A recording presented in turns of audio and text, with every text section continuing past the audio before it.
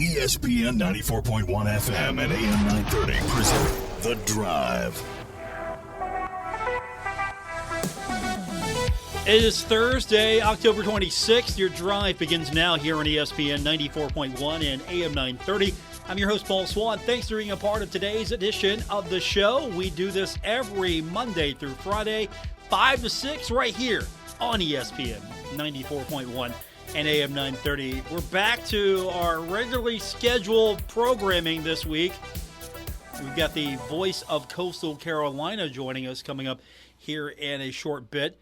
Joe Cashion, the voice of the Chanticleers, will be with us. So we're back to getting the voice of the other team back on the show with us. And this week it's going to be Joe. We had him on last year. Joe's a great guy, so looking forward to catching up with him and talking about Coastal Carolina as the Thundering Herd and the Chanticleers will do battle coming up Saturday. We got the game here on ESPN 94.1 and AM 930. It's live from South Carolina. It's like the second home for the Thundering Herd, right? Herd fans. Conway, South Carolina, sort of like a second home. How many of you are going? I'm curious. Our text line is 304-396-TALK, 304 and 396-8255. That's the number to be a part of today's edition of the show. Is it like just Honestly, is it like just going to your winter home, your summer home? You've got a place already, right? I mean, this isn't a big deal. You're going to roll into South Carolina. You're going to open up your other residency. You're going to stock the fridge, and you're going to be all set to go for the weekend. Should be a fun one. Looking forward to talking to Joe here in the next few minutes. It's going to be, I don't want to say it's going to be home field advantage for the Thundering Herd, but man, the Herd likes playing in South Carolina. The Herd likes playing in warm weather situations. The Herd fans love going to South Carolina. It's actually a joke with Coach Huff. He's, what do you call it, the Riviera of West Virginia, something like that? I think that's what he said. I'm with him there. Sort of like a rite of passage.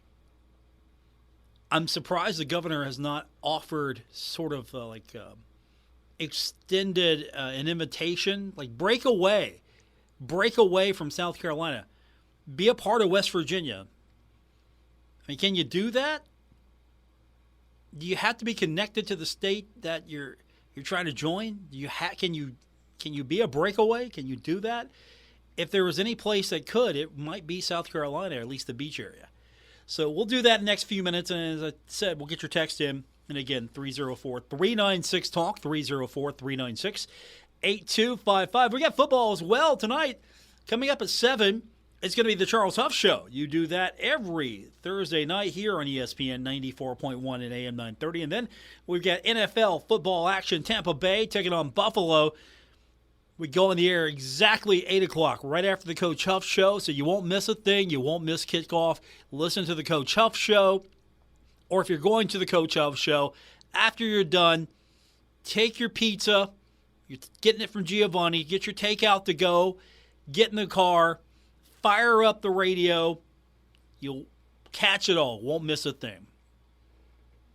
And, of course, if you want to catch that a little early, tune into our sister station, 7:30 on Cat Sports 93.3 and 1340. Now, while that's going on, I'll be watching a little bit of that. But a little modern-day hate happening tonight. Sunbelt football action tonight. Modern-day hate. State, not Southern. Southern, never State, whatever the sayings may be. They don't like each other. As collective groups, they don't like each other. Georgia Southern, Georgia State. I was talking to somebody, Georgia Southern side. They're like, no, we don't like State. We don't like those guys. Really? Is it that bad? Yes. I was getting that vibe from them. This was a few months ago. So there is definitely a lot of hate going on between Georgia State and Georgia Southern. That's going to be a fun showcase tonight, 7:30 Sunbelt football action on ESPN2. So I'm kicking back and watching that one for sure. And then Marshall Women's Soccer playing its last regular season game at Louisiana. That's coming up tonight, 7 o'clock as well. So I'll be keeping an eye on updates from that one. And, we got hockey as well. The Blue Jackets are at Montreal tonight, 7 o'clock. So you got a few things. You got some options. You definitely got some options here. As we get set for the weekend of football, we get set for the World Series. And speaking of baseball, Dusty Baker has retired as manager of the Houston Astros.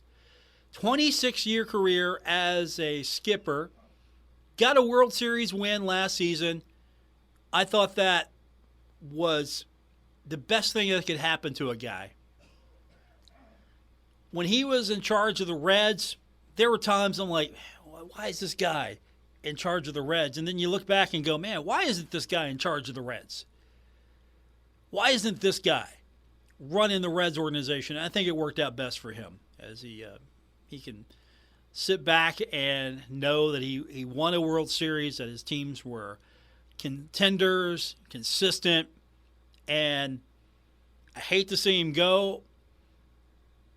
I was happy to see him go back when I was a Reds fan, wanting him to go, but as time went on, I hated seeing him go.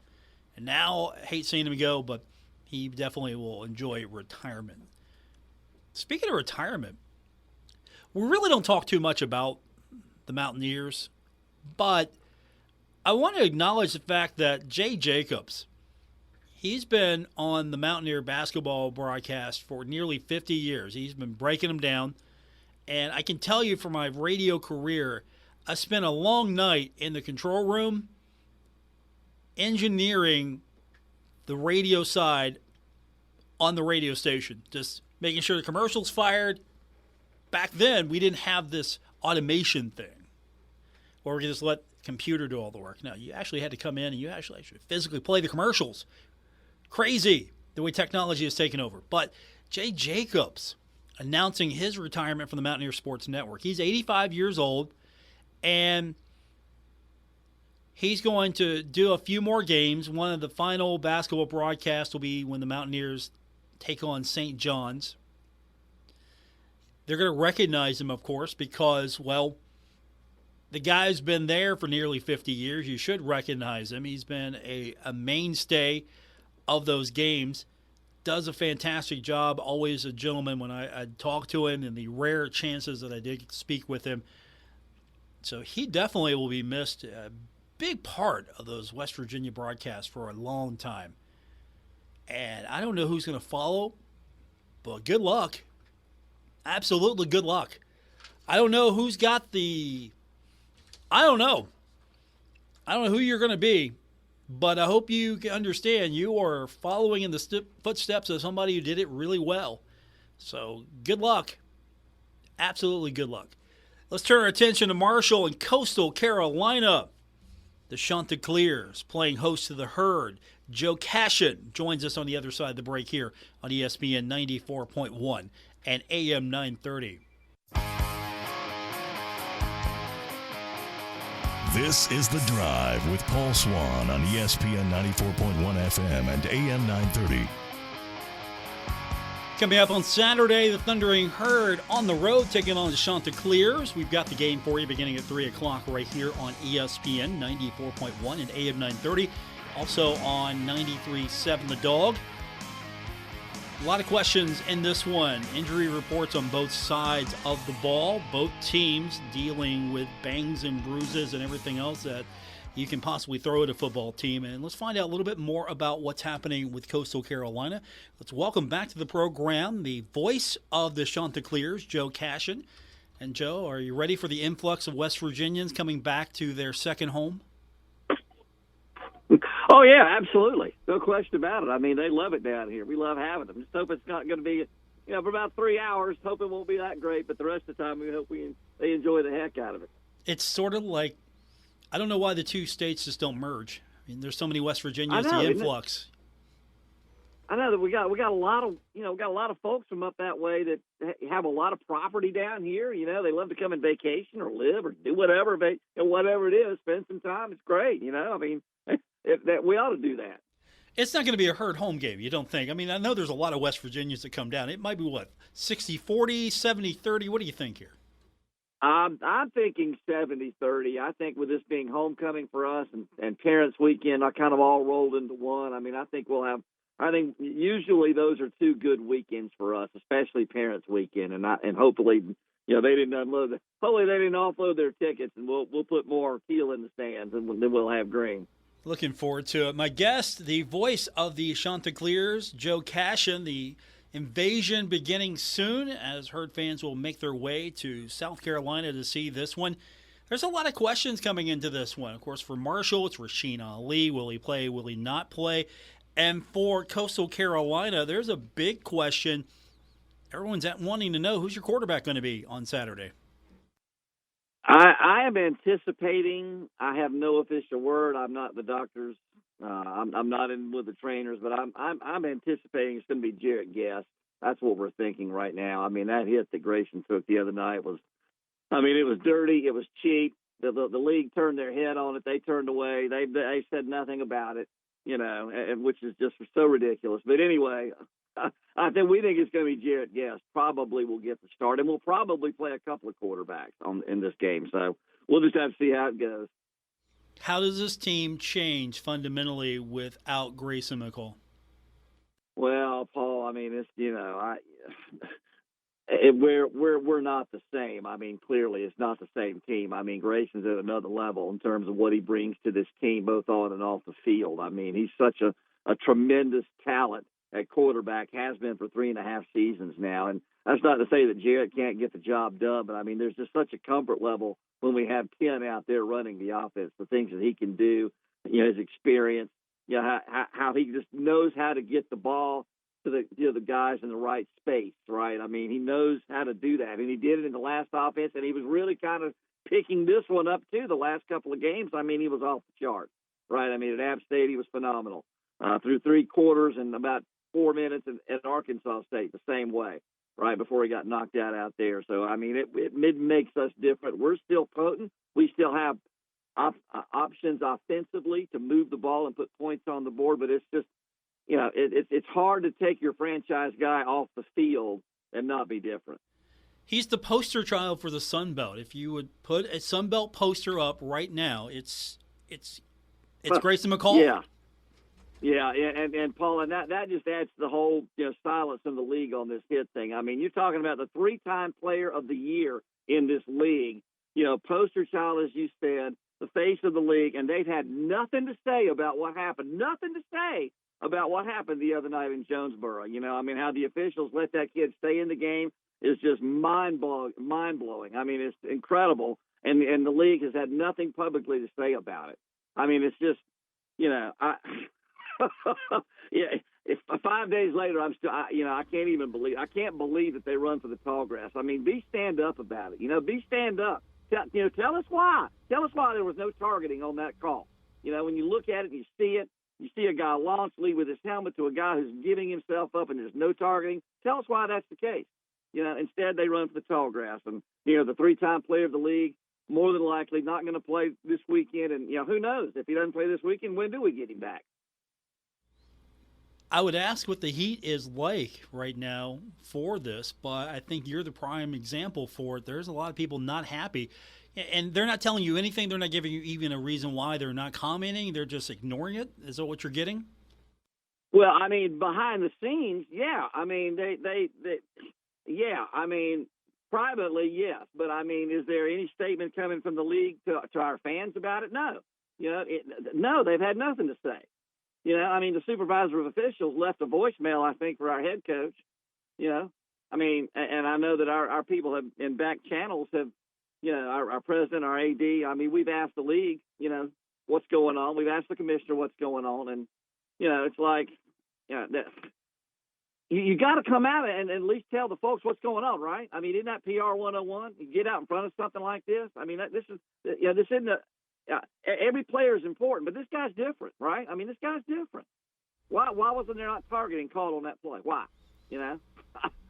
So Anyway, let's move. Let's talk about something else, Paul. I mean, dadgum. No, I'm enjoying this. I'm enjoying this because this is an important part of this game. Coastal Carolina comes into this matchup without its star player, which has been the star player in the league since, I don't know, 15 years ago it feels like. He's been around forever. I mean, when you say Sun Belt football, Grayson McCall, I don't know what the league's going to do when he's not in and we might find out here sooner than later because of the way that the injury went down. And, of course, Marshall has seen some injuries as well on Marshall's side. Rasheen Ali, we don't know if he's going to play yet. It's not going to be a game-time decision, but it'll be close. So you got to prepare differently for the Thundering Herd without that potent running attack. Oh, there's no doubt about that. I mean, Ethan Payne is a quality running back, but he's not a Rasheen Ali. I mean, he's not. I mean, that's no offense to that kid, right? I mean, Ali's a player. He's a next level kind of player, right? You take him off the field and things are a whole lot different for Marshall's offense. So, I mean, obviously he didn't play last week against JMU. Coach Huff, I was watching some of the presser, and he said, probably game time decision, in this game Saturday night on Ali. So, you're talking about the two best offensive players may not play in this game for both teams, and that certainly changes things. That will certainly make both these teams look different if both of those things happen. I asked Coach Huff this to get his thoughts. Everyone talks about the offense, with or without Grayson McCall. The offense is going to do what it does, no question there. But I don't think people talk enough about the defense that Coastal Carolina has. It's really been strong, and it's maybe a little bit ignored by more of the talking heads because that defense is pretty good. Yeah, we brought some guys in through the portal since this is the portal era now. We went out, Coach Beck took over, brought in almost an entirely new defensive staff, a couple of new, co-coordinators and whatnot. The only guy that was a holdover is on the defensive side, but we brought some size in over on the defensive side of the ball because we had to. We brought some guys in on the back end because we had to. We brought some guys in on the defensive front, and we have played pretty good defense. I think we've gotten better there this season. I mean, last week at Arch State, I mean, we're kicking a field goal up 7 in the fourth quarter, putting it over on our defense. Say, hey, look, we're going to take a 10-point lead here. We need you to hold on to this lead. And that's what they did, I mean, that's what they did. They've gotten better. We've gotten stops when we've needed to. Now, we haven't caused the turnovers lately. We got 2 the other night at Arch State. We haven't caused the turnovers lately that we did in the first 3 games, but we're getting stops. And that's really what football is kind of about, right? I mean, it's an offensive game. What you want your defense to do is, string a couple, 2 or 3 stops at key points of the ball game, and that's what our guys have been able to do with the the size that we've gotten, the strength, more depth through the portal. We've gotten better on that side. My guest, the voice of the Coastal Carolina Chanticleers, Joe Cashion. Should be a fun one coming up on Saturday as the Herd traveling to its summer home, its winter home, its second home away from home. Herd even likes playing bowl games there, Joe. That's how much Marshall and West Virginia fans love South Carolina. Well, they brought a good contingent to the bowl game, I tell you that. I mean, I looked at that bowl game, I thought, wow, and heck, we were up there last year in the parking lot, before the game. Some of our guys were just kind of milling around, our radio guys, and it's like, hey, like, we knew some of those people, right? I mean, because they come down here, and we go up there, and it's a lot of that. That's a great fan base. The Marshall people are great people. I mean, there's some fan bases in this league that I really don't care for. Marshall, I love the Marshall people. I really do. I think they're great fans, and they're savvy, they're knowledgeable. They're in behind their team. We'll see that on Saturday, right? I mean, with all the green that's going to be around, but I love their fans. They're really good.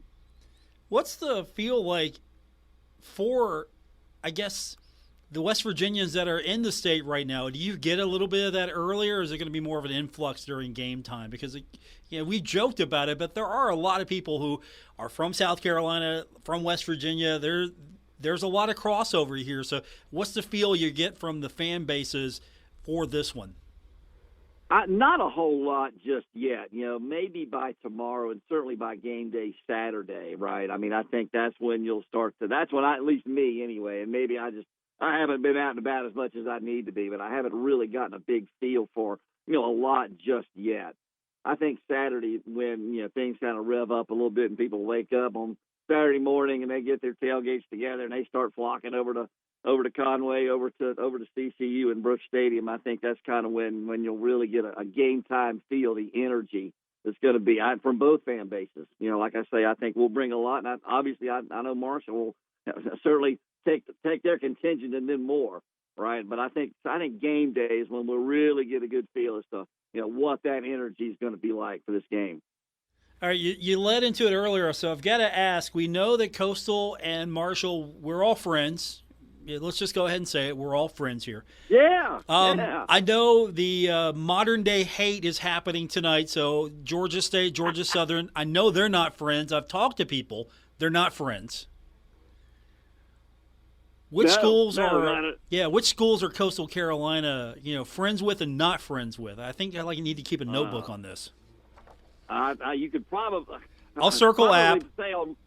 We can probably say on one finger who our friends are. It's probably Marshall. I think everybody else pretty much hates us, which that's fine. I mean, the JMU people can't stand us. App State, they don't like us. Louisiana certainly hates us. After what happened in 2020, but.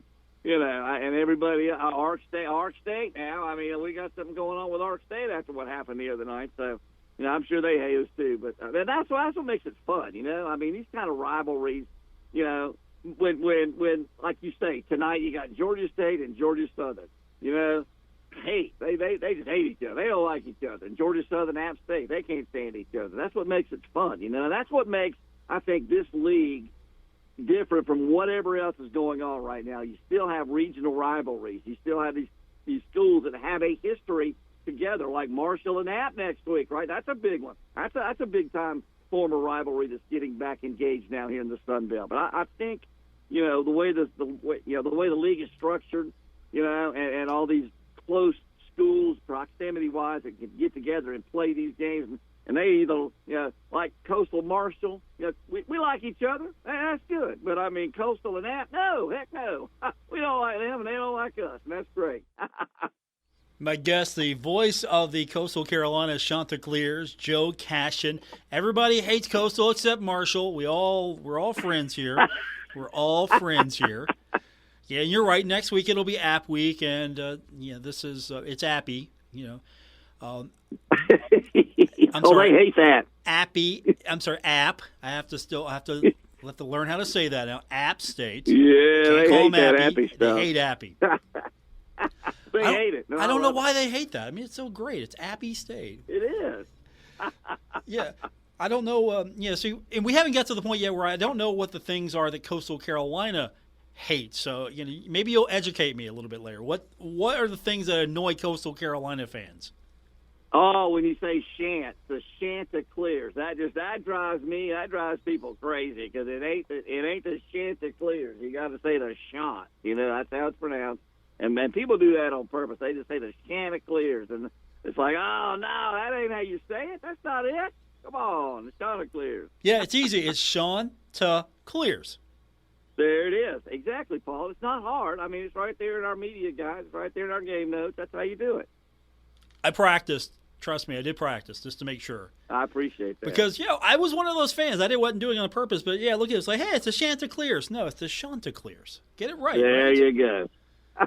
That's it. I will admit, I think I've told you this before Marshall and Coastal Carolina were in the same league. I kind of liked Coastal Carolina. I thought that, it was a great school. It was always fun to follow Coastal. So I would always sneak the Coastal Carolina score in to the point where people would ask me, hey, did you go to Coastal Carolina? No. I just like saying Coastal Carolina Chanticleers. I just like saying it. And now we're in the same league, and it's great. It is great. It is great. No doubt. And we're looking forward to it. It's coming up on Saturday. My guest, Joe Cashion, the play-by-play voice of the Coastal Carolina Chanticleers. We don't know if Rasheen will be playing. We know probably Grayson won't be playing. It should be a fun time. And then afterwards, after those 3 hours are up, we can all be friends again. Absolutely, Paul. It should be a good one, I mean, this Marshall defense is, they're legit. They're the real deal. This Coastal offense, hopefully, even if we don't have Grayson, we can get something going, and we'll have a good show. It'll be a good show Saturday night. Looking forward to it. Thanks for doing this again. We'll get back with you hopefully sooner than basketball season, which is right around the corner. Remind me, are you you travel up here, right? I can't remember off the top of my head. Do you remember? Off the top of my head, I couldn't tell you. I think we do. I think so. Marshall came to us last year. Okay, so you get to come back to West Virginia again. Yes. Yep. Looking forward to it, Joe. Thanks for doing this as always. Appreciate it so much, and we'll do it again soon. Paul, thanks so much for having me on. Appreciate it. That is Joe Cashion, the play-by-play voice of the Coastal Carolina Chanticleers. More coming up on this edition of The Drive, ESPN 94.1 and AM 930.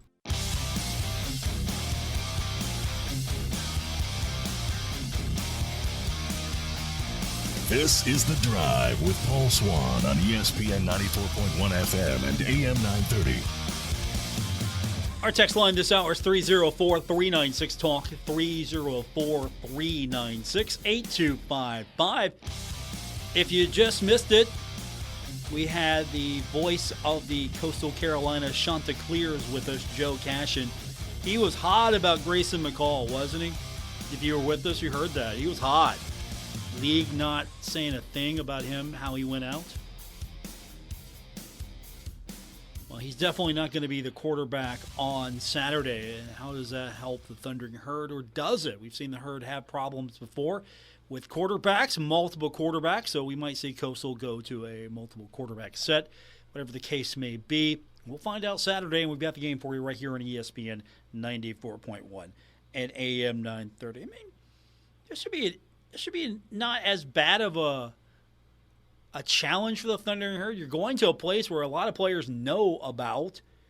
Absolutely. Beating UConn in the Myrtle Beach Bowl.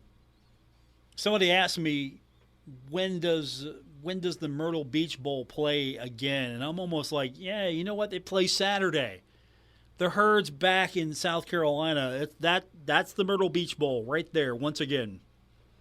Not a bad spot for a bowl. Going to South Carolina, Christmas time, winter, that's not bad. It's not a bad place for a bowl. Herd likes going to those warm destinations. If you notice this, Herd definitely likes going to those warm destinations. I'm sure if Marshall can get the bowl eligibility, I don't know if going back to the Myrtle Beach Bowl would be the play, but you take the best available bowl you can get.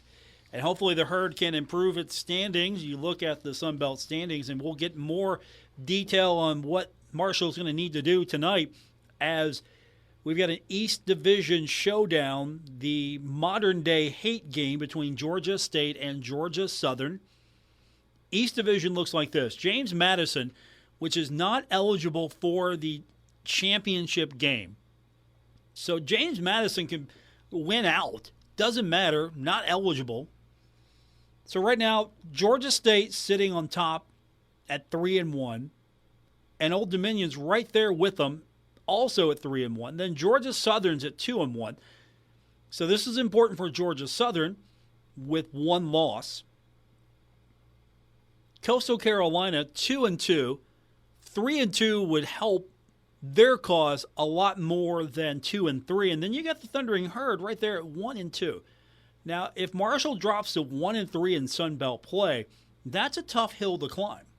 With the remainder of the schedule, that's really a tough hill, because you look at the remainder of the schedule, and it's not going to get much easier. Sure, Arkansas State, and I don't want to dunk on them too much, but Arkansas State's not exactly the greatest challenge for the Thundering Herd. I mean, I've kind of pinned that one in as, okay, that's a win for Marshall. I know I shouldn't do that, but that's a win for Marshall. I'm going to be disappointed if that's – and I'm not going to go with the competitive arrogance argument, but that's one that I think the Herd should win. But you look at the rest of the schedule, where are the wins coming? Can you get the win against Coastal Carolina? And then you got App State, 1-2, very unlike App State. So I know they want to get off the losing side of things. Georgia Southern, as I mentioned, Georgia Southern's 2-1. They could be 3-1 tomorrow, or they can be 2-2. And then at South Alabama, what's South Alabama doing? Well, they're 2-1 right now in the West Division. The West Division is Texas State, Troy, and South Alabama all at 2-1. Louisiana is 1-2. That's kind of unheard of. Arkansas State's 1-2, and then ULM and Southern Miss both 0-4. So Marshall 1-2, App State 1-2. Nobody probably saw that coming. And you've got James Madison, which we saw coming, still 4-0 in league play, and Georgia State, a much improved team. I mean, they're 6-1 overall. They're 6-1, 3-1 in league play. Absolutely having a great season. And then Marshall trying to avoid going 500 in both Sun Belt play and overall. You're going down to familiar territory in South Carolina, taking on Coastal Carolina without its star quarterback, which went down in a way that has enraged the fan base. And again, if you just joined us earlier, we spoke with the voice of the Coastal Carolina Chanticleers, Joe Cashion, and he was a little hot about it. The way the league has not said a thing about the way that Grayson McCall went down. And I mean, he is the poster child. He's the guy. The Sun Belt has a poster, and it's Grayson McCall. Billboards. Hey, Sun Belt football, it's rising. And there's Grayson McCall. I'm sure they have that artwork somewhere. He's the guy. It's been here forever. You know, Marshall's the new kid on the block, just about. And it's been Grayson McCall and everything he's done. So, is this the right time to catch the Chanticleers? Is this the game? Okay, Marshall can get this team. I mean, after all, you look at what they have done as individuals. They've done a lot. As a team, Coastal Carolina, they've won the Sun Belt in 2020. They won the Big South multiple times. And the Chanticleers have been in the conversation for a majority of its run in the Sun Belt. So absolutely, this is the right time to catch a program that has been consistently good in the Sun Belt. Our text line's 304-396-TALK, 304-396-8255. Texter writes in, don't you think that we should call Coastal Carolina University the Shanties? Short, a sound in the middle? No. I know. You can say that. I can't. They're the Chanticleers. I have to maintain broadcast decorum here. You guys can call them whatever you want. That's great. That's fine. I'm not going to get the T-shirt. I can't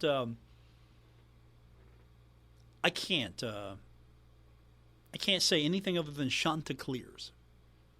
That's what they're called. Chanticleers. But if you've got different variations, you can text those in. If I can read them, I will. 304-396-TALK, 304-396-8255. It's not like calling Appalachian State Appy. And I try to call them App State. I try to adhere to what they like, what their fans like. It's App State, not Appy. And then I bring a guy in who used to co-host this show with me, Woody Woodrum, and he'll call him Appy. And then he'll recall some story where I guess people threw things at him. I'm not sure. He's not a big Appalachian State fan. I might have to get him in here eventually. 304-396-TALK, 304-396-8255. We got one more of these segments coming up. Thanks for sticking around. It's The Drive, ESPN 94.1 and AM 930. This is The Drive with Paul Swann on ESPN 94.1 FM and AM 930. Our final segment, today's edition of The Drive on ESPN 94.1 and AM 930. We go back to the text line at 304-396-TALK, 304-396-8255. Texter wants to know when the Myrtle Beach Bowl is. December 18th. I did look that up. December 18th. Or if you want to count the game that's coming up on Saturday against Coastal Carolina, Saturday. Take your pick. And yes, responding to the text, the herd will get paid. 304-396-TALK, 304-396-8255. At least I hope they get paid. I would think they would get paid. I don't think you just go down there for free, would you? I don't think that's how it works. I don't think so anyway. You can @ Christian Spears on Twitter, the Herd AD. You can @ him and ask him. And again, my Twitter handle, formerly known as Twitter, it's X now, @ Paul Swann. We got Thursday Night Football coming up right here on ESPN 94.1 and AM 930, and that's coming up right after the Coach Charles Huff Show. That's at 7:05. You can listen to it here on 93.7 The Dog and ESPN 94.1 and AM 930 as the Thundering Herd head man, Charles Huff, will break it down with the voice of the Herd, Steve Cotton, and that, again, comes up tonight. You can listen to it always on 93.7 The Dog and ESPN 94.1 and AM 930. And then stay right here after the Coach Huff Show. Keep it locked. 94.1 or AM 930. We got the Thursday Night Football Showdown. Again, I'm watching it for fantasy football purposes only. Fantasy football purposes only. Tampa Bay at Buffalo. That's coming up tonight. We've got that. And, of course, if you want to catch that game a little earlier, you can start at 7:30 on our sister station, Cat Sports 93.3 and 1340. And I'll be following that a little bit, keeping an eye on it. But at the same time, I want to see more of Georgia State and Georgia Southern tonight, 7:30. Modern Day Hate. I think that's my new favorite rivalry name, Modern Day Hate. That is my favorite because of the fact that these are just two programs that tell you up front, we don't like each other, and we don't care who knows. We absolutely don't care who knows. We want to shout from the top of the stadium that we don't like that other school. So Georgia Southern, Georgia State, Modern Day Hate. I'm going to watch that and find out how much hate's really going on, if this thing is getting overhyped, or at least I'm overhyping it. I think my favorite, if it's not this, is still the 100 Miles of Hate, because that's pretty much roughly the distance between Western Kentucky's campus and Middle Tennessee's campus, and going back to those Conference USA days. I like that rivalry a lot. 100 Miles of Hate. I mean, we're not talking 25 miles of hate. We're not talking 50 miles. We're talking 100. 100 miles of hate. Marshall fans, we need a rivalry. We need a rivalry. You got the battle for the bell. That's the game against Ohio. How many of you... I like Ohio. And that's probably part of the problem. I like Ohio. I like the Bobcats. Maybe I'm going to get crucified for that. I don't care. I have friends who went to Ohio. I have friends I work with that are Bobcats. They're always nice to me. I've always had a good experience in Athens when I would travel. The battle for the bell. I mean, it's cool. You're playing for a trophy. That's always cool. But it's not the modern day hate. It's not even, and again, pardon me if I'm laughing inside. I know they take it seriously, but I'm laughing inside. The Royal Rivalry. That's the matchup between Old Dominion and James Madison. The Royal Rivalry. It just sounds, I don't know, it's passé. You put it next to, I mean, there are two rivalry games this weekend in the Sun Belt. You have the Royal Rivalry, and you have Modern Day Hate. Which one sounds like the better rivalry? I mean, it's nice, Old Dominion, James Madison, they get together. You got the Monarchs and the Dukes. Okay, that makes sense. I'm cool with that. It makes sense. I get it. You got something there to play off of. But then you got Georgia State and Georgia Southern just, hate. And they're okay with it. hate's not a good word. You shouldn't hate anybody. You don't hate people. You shouldn't hate people, right? You don't want to hate people. No, if you're Georgia State or Georgia Southern, it's hate. Absolutely. It's 100% hate. It's modern day hate. It's not yesteryear hate. It's not once upon a time hate. It's now. It's hate now. So I like that rivalry. I want to watch that game alone because of that rivalry name, modern day hate. And I think the Sun Belt should push that stuff more. It was in the game notes. They talk about it. But still, I think the Sun Belt should play that stuff up a lot more. And Marshall needs a rivalry, or at least a cool rivalry name with someone. Would you have a cool... What would the rivalry name be between Marshall and App State? What would the rivalry name be between Marshall and Georgia Southern? Or James Madison? I don't know if you can come up with something. That's your homework assignment. Come up with some rivalry names for some of these rivalries. I mean, the best rivalry name we got going right now in soccer, it's the Mountain State Derby, which that's cool. That sounds prestigious. Which WVU won, by the way. The last version of this. So that sounds prestigious, the Mountain State Derby. But Marshall needs a cool rivalry name.